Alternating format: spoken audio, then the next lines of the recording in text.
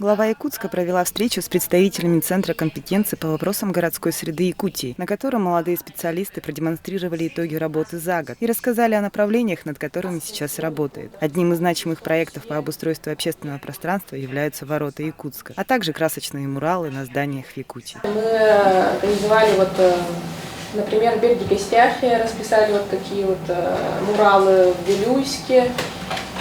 Можете еще дальше посмотреть, это в Алёкминске, в Чурапче. Представители Центра компетенции по вопросам городской среды внесли предложение администрации города провести комплексные мероприятия по очистке города от визуального мусора в целях совершенствования архитектурного облика в рамках подготовки к столетию республики. К столетию Якутии мы должны поставить перед собой амбициозный план, как минимум хотя бы центральные улицы от этого избавить. Поэтому просьба службы информации, рекламы и контроля совместно с архитектурой нашей, совместно с вашим центром и обязательно при участии департамента нашего по работе со СМИ подготовить акции, подготовить людей.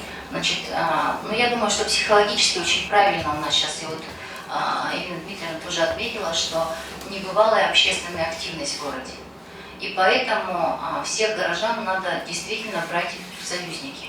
Потому что когда их просишь обратить на что-то внимание, они активно откликаются на это, и они видят даже больше, чем мы с вами.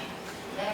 И поэтому, если мы в преддверии акции объявим, что каждый может сообщить о какой-то рекламе, которую он считает неприемлемой, и по внешнему виду, по задержанию и так далее, по расположению. Пусть он об этом сообщит, откройте какой-то ресурс совместный, да?